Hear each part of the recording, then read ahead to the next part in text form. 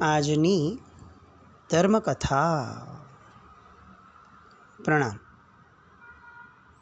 મુનિરાજ ભદ્રંકર વિજયજી મહારાજ. ઈસવીસન 1950 માગસર સુદ ત્રીજનો દિવસ. સાહેબને 48 વર્ષ પૂર્ણ થયા. આ વર્ષ દરમિયાન 48 વર્ષ દરમિયાન પોતે પોતાના જીવનમાં શું મેળવ્યું, શું મેળવવાનું બાકી છે, એની એક આખી નોંધ એમણે એ દિવસે લખી. કેટલાક વ્યક્તિઓ આવે સાહેબ પાસે. એમાંના એક વ્યક્તિએ સાહેબને પૂછ્યું કે સાહેબ જન્મદિવસે શું કરશો? અને ત્યારે સાહેબજીએ બહુ સરસ જવાબ આપ્યો, આખું વરસ તો કંઈક ને કંઈક કરું જ છું, તો આખું વરસ શું કરવું એ જન્મદિવસે નક્કી કરીશ. બહુ મજાની વાતો, પંચી વાતો. જન્મદિવસને ઉજવવાની કળા. આપણને ઘણીવાર એમ થાય કે આપણે બહુ નબળું કરતા હોઈએ, પોતાની ઉપર ખર્ચો કરતા હોઈએ, તો ચાલો આપણે ક્યાંક પરોપકારના કાર્યો કરીએ. વિરાધકમાંથી આરાધક બનવાની એ કળા.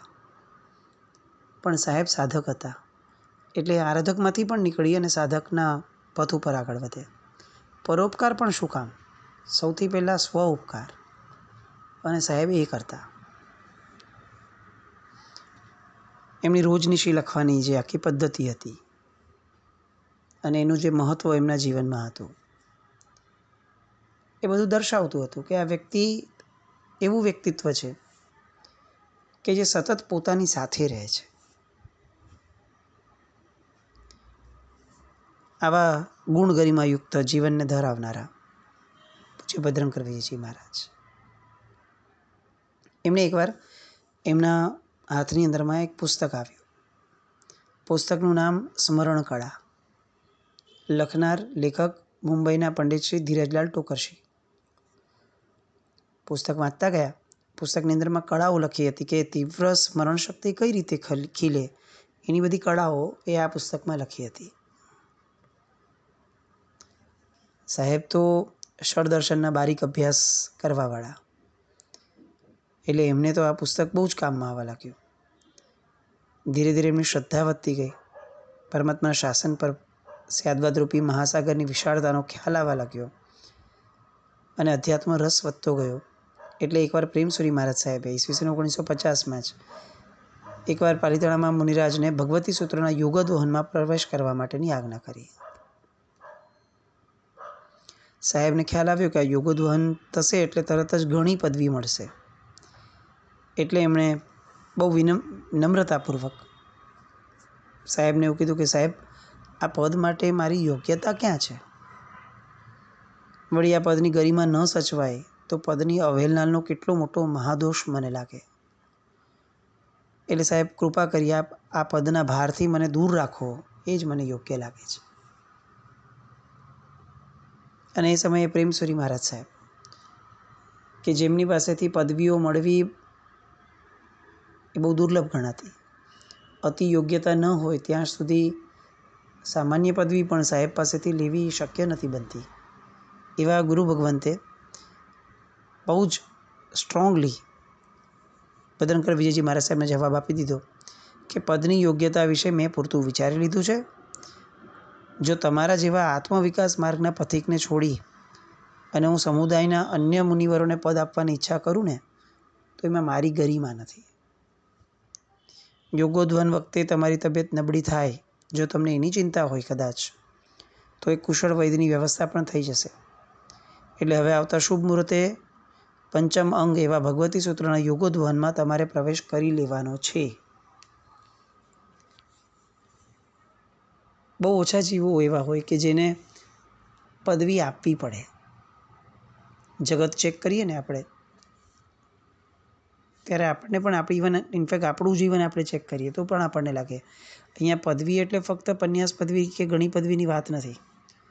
ઓવરઓલ આપણને જે પ્રતિષ્ઠા મેળવવી છે, માન મેળવવું છે, એની જે ભૂખ છે ને જીવનમાં, એ બહુ સામાન્યપણે આપણા નસ નસમાં વણાયેલી હોય છે. આપણી યોગ્યતા છે કે નહીં એનો વિચાર કર્યા વગર બસ મારે આ મેળવવું છે, બસ એ વાત આપણી હોય. મારે પાત્રતા કેળવવી છે, આવું લક્ષ્ય તો કોનું હશે? ભગવાન જાણે. સાહેબ એમાંના એક હતા. મારે આ મેળવવું છે એમ નહીં, મારે પાત્રતા કેળવવી છે. અનિચ્છા ખૂબ, પણ ગુરુની આજ્ઞાને શિરોધાર્ય કરવાની એ અંદરની એમની માનસિકતા. એટલે મહાસુદ બારસના દિવસે 2007 વિક્રમ સંવત અને ઈસવીસન 1951 શત્રુંજય મહાતીર્થમાં ઋષભદેવ ભગવાનની છત્રછાયામાં નીચે વિશાળ જન સમુદાયની ઉપસ્થિતિમાં પન્યાસ પદવીથી એમને વિભૂષિત કરાયા. અને એ દિવસથી જગત પ્રસિદ્ધ એવું એક નામ પન્યાસજી મહારાજ એ એમની સાથે જોડાયું. એમના જીવનકાળ દરમિયાન ઘણીવાર પછીથી એમને આચાર્ય પદવી માટે આગ્રહ થયો. એમનો એક જ જવાબ રહેતો કે હવે નિષ્ઠાપૂર્વક મને પહેલાં આ પદવી શોભાવવા દો, બસ આટલું કહી અને વાતને ટાળી દેતા. પણ પન્યાસ પદવી આવ્યા પછીથી જાણે એક આ પુણ્યશ્લોક નામ પડી ગયો, પન્યાસજી મહારાજ. વિશેષણ અને વિશેષ્ય એ બંને જ્યારે એકમેકમાં ભળી જાય ને ત્યારે એ જે ગરિમા વધે પદની, એ મહત્તા વધે, એ અનન્ય હોય છે. આનંદગંજી મહારાજ, ઉપાધ્યાય યશોવિજયજી મહારાજ સાહેબ, આ બધાએ જેમ આચાર્ય પદવી ગ્રહણ ન કરી એમ સાહેબ પણ પૂજ્ય પન્યાસજી મહારાજના નામે આ સંઘની અંદરમાં સેંકડો, હજારો અને લાખો વર્ષો પર્યંત અમર રહેશે એવું એ સમયના લોકોને લાગવા લાગ્યું. દિન પ્રતિદિન હવે એમનો આંતરવૈભવ વધતો ગયો. વાંચના આપવાના સિવાયના સમય હોય એટલે પૂર્ણપણે મૌન લઈને બેસી જાય અને એમના લેખ લખતા જાય. એમના લેખો પણ પાછા બહુ પ્રેરક, મર્મસ્પર્શી, વૈરાગ્ય પોષક, ચિંતન પ્રધાન. આ એક બહુ મહત્ત્વનું વિશેષણ છે. આજે આપણી પાસે પુસ્તકોનો ઢગલો છે, લખાણ લખેલા હોય એવી તો કેટલી સેંકડો, હજારો પ્રતો આપણી પાસે. નવું સાહિત્ય કેટલું બધું રચાય છે. આ બધા સાહિત્યમાં અલંકાર, વિશેષણ, સમજણ બધું બહુ સરસ છે. આ એક લાક્ષણિકતા અદ્ભુત જે સાહેબની હતી કે સાહેબનું એક પણ લખાણ એવું ન હોય કે જે લખાણ ચિંતન પ્રધાન ન હોય. એમના પોતાના ચિંતનમાંથી મૌલિકપણે નીકળેલું ને વાંચનારને પણ ચિંતન કરવા માટે પ્રેરે એવું લખાણ. વાંચીને સમજાઈ જાય એ લખાણ છે ને જીવને બહુ ઊંડા ઉતરવાનો અભ્યાસ ન કેળવાતે, પણ વાંચી અને પ્રશ્ન થાય, વાંચી અને વિચારણા કરવાનું મન થાય એવું લખાણ જો વાંચતા રહીએ તો ભીતરમાં ઉતરવા માટેની તક મળે. હવે આ પન્યાસજી મહારાજ એમની નૌકાર પ્રત્યેની જે શ્રદ્ધા જે છે એ વધુ ને વધુ પ્રબળ થતી ગઈ.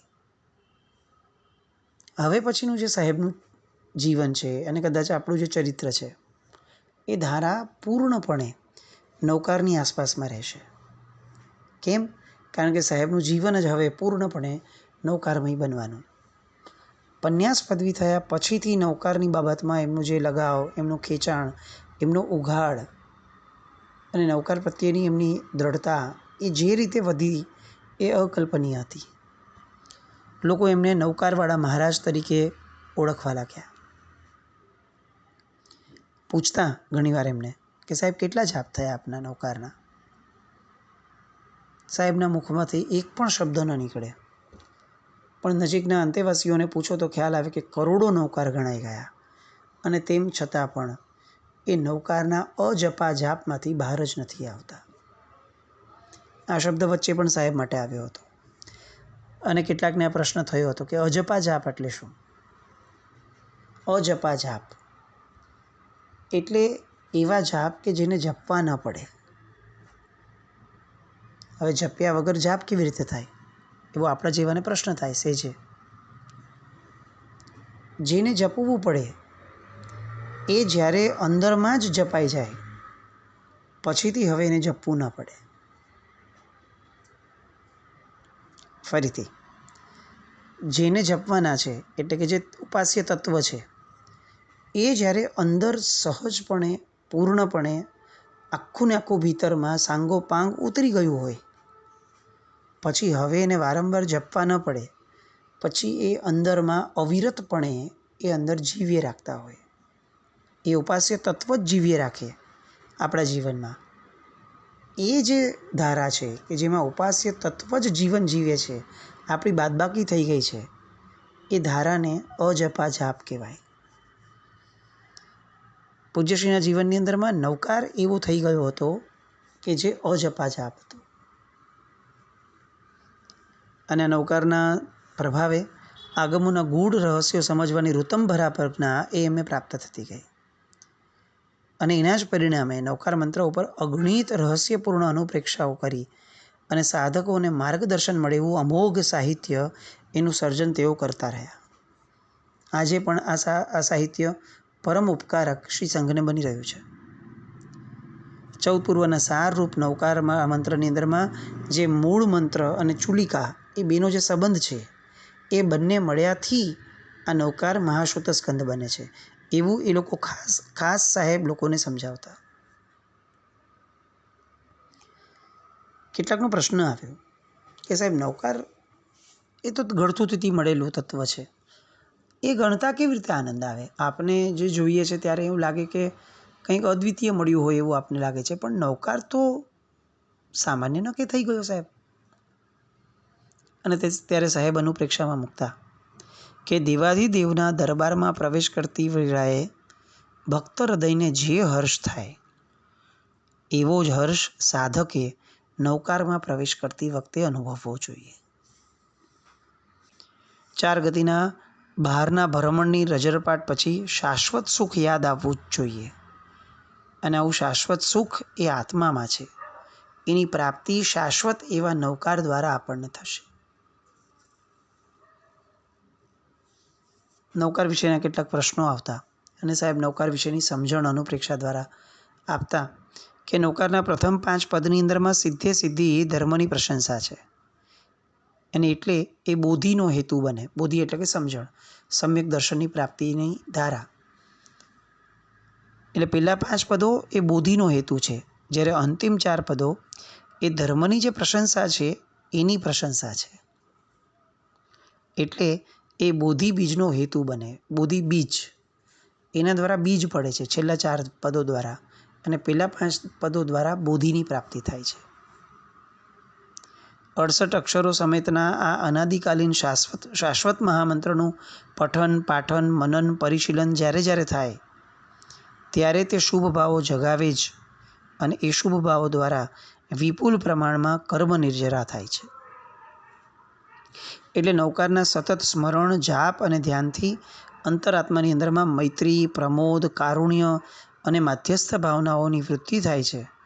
અને નવકાર દ્વારા જેને નમસ્કાર થાય છે તે પંચપરમેષ્ઠી પદમાંનું કોઈ એક પદ એ આત્મામાં પ્રસ્થાપિત થઈ શકે છે.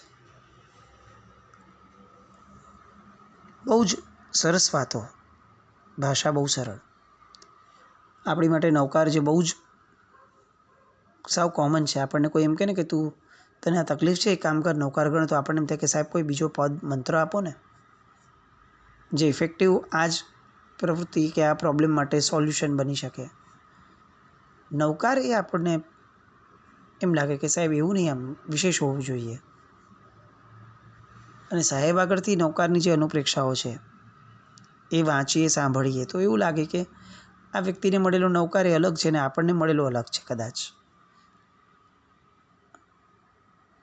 પાપનો નાશ અને મંગળ માત્રને પ્રાપ્ત કરવાની શક્તિ ધરાવતો એવો આ મહામંત્ર એ પાપીના પાપનો અને શત્રુ પ્રત્યે શત્રુતા પેદા કરાવનાર અશુભ ભાવનો મૂળથી ઉચ્છેદ કરી નાખે છે. એક બહુ સરસ મજાની ધારા એમણે મૂકી હતી. એમણે નવકાર મંત્રની સરખામણી અનુપ્રેક્ષામાં વજ્રપંજર સ્તોત્ર સાથે કરી. વજ્રપંજર સ્તોત્ર એટલે આત્મરક્ષા સ્તોત્ર, જે રોજ શ્રાવકને કમ્પલસરી કરવામાં એનું હિત દર્શાવ્યું છે. જેમને આવડે છે એમને તરત ખ્યાલ આવશે કે નમો અરિંતાણ પદમાં હાથ ક્યાં જાય, સિદ્ધાણમ પદમાં ક્યાં જાય. એટલે સાહેબ અહીંયા સરખામણી મૂકે છે કે નૌકારનું પ્રથમ પદ જે છે ને એ માથાનો મુગટ છે. નમો અરિયંતાણમ પદ એ માથાનો મુગટ છે. બીજું પદ એટલે કે નમો સિદ્ધાણમ એ મુખનું વસ્ત્ર છે. ત્રીજું પદ એ અંગનું રક્ષક છે. ચોથું પદ એ હાથનું શસ્ત્ર છે. પાંચમું પદ એ ચરણોનું રક્ષક છે. છઠ્ઠું પદ એ બેસવાની વજ્રશિલા છે. સાતમું પદ એ આપણી ફરતે રચાયેલો વજ્રનો કોટ છે રક્ષા માટે. આઠમું પદ એ કોટની ચારે બાજુએ ખેરના અંગારની ખાઈ જેવું છે. અને નવમું પદ એ વજ્રનું ઢાંકણ છે. આ રીતે નૌકારના 9 પદો એ વજ્રપંજર સ્તોત્રમાં જે રીતે જે રક્ષાની વાતો તે પદ સાથે કરી છે એની સ્પષ્ટતા અહીં સાહેબ કરે છે કે કેમ આ પદ દ્વારા આની રક્ષા કીધી. કારણ કે નૌકારનું આ મહત્ત્વ છે, એનું મહાત્મ્ય છે. કર્મબંધન સામે આત્મરક્ષક એવો આ મંત્ર જ્યારે સ્મરણ થાય તરત જ શરીરની વ્યાધિઓ, મનની આધિઓ, સર્વ પ્રકારના ભયો અને ઉપદ્રવો આ બધું નાશ પામે. અને એટલે જ નૌકારને મૃત્યુંજય મંત્ર કીધો છે. સાહેબ પ્રેરણા પણ કરતા કે આપણો આત્મા છે ને એ સરસ છે. સરસ નહીં, સરસ. સરસ એટલે શું? રસ સહિતનો. એટલે આત્મામાં પંચપરમેષ્ઠીને જેટલો રસ છે એના કરોડમાં ભાગનો રસ પણ આપણને જો એ પંચપરમેષ્ઠીમાં આવી જાય તો આપણો આત્મા પણ રસમય બને.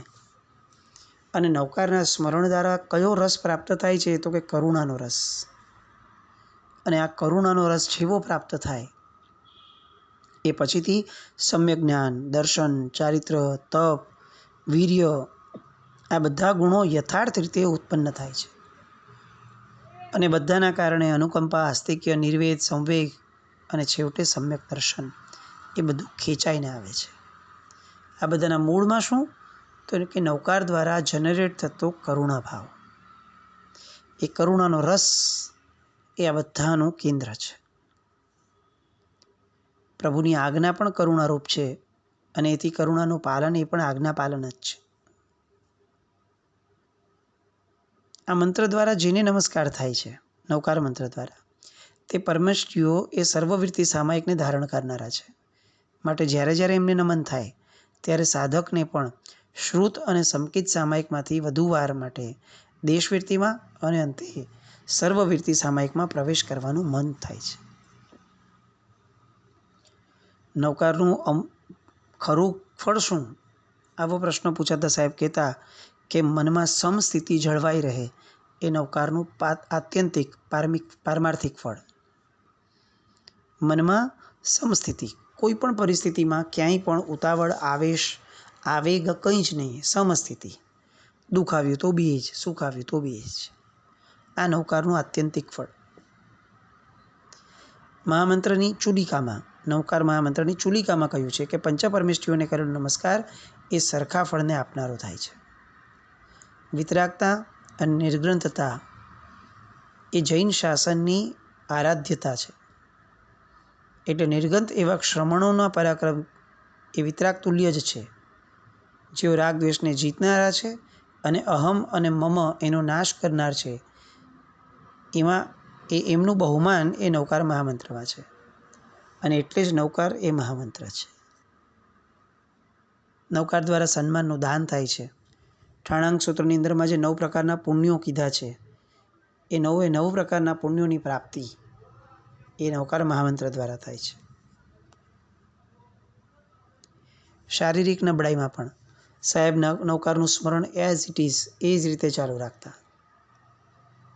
ને એવું કહેતા કે મહામંત્રનું આરાધન કરનાર બાહ્ય દ્રષ્ટિથી રાજા હોય કે ગરીબ હોય, ન એનો અહંકાર હોવો જોઈએ, ન એનો કોઈ રંજ હોવો જોઈએ.